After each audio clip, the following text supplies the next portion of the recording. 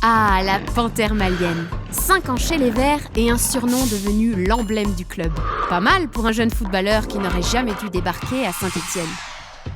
Issu d'une famille de 8 enfants, Salif Keita, dit Domingo, devient professionnel à 16 ans. Et même international quand Oumar Sy le sélectionne en équipe du Mali.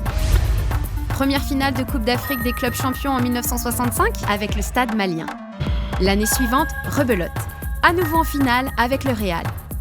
Mais le Mali n'est plus assez grand pour le virtuose de Bamako. Un diplomate libanais fan des Verts l'a repéré.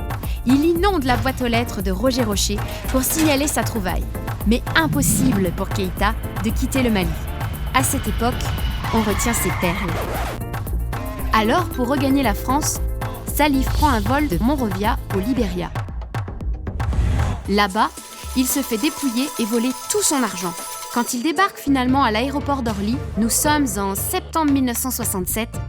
Pas de téléphone portable, plus d'argent et personne pour l'accueillir. La légende est en marche. Keita prend un taxi direction Saint-Étienne pour une première note salée. L'équivalent d'un SMIC aujourd'hui pour ramener la future star à Geoffroy Guichard. Et tout ça pour cirer le banc en attendant d'obtenir des papiers.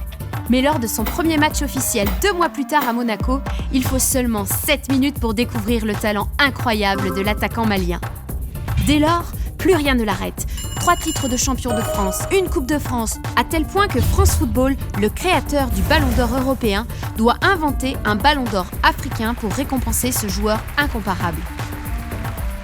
Salif Keita illumine Geoffroy Guichard avec sa technique exceptionnelle, ses dribbles, ses chevauchées fantastiques, sa souplesse féline et son sens inné du but.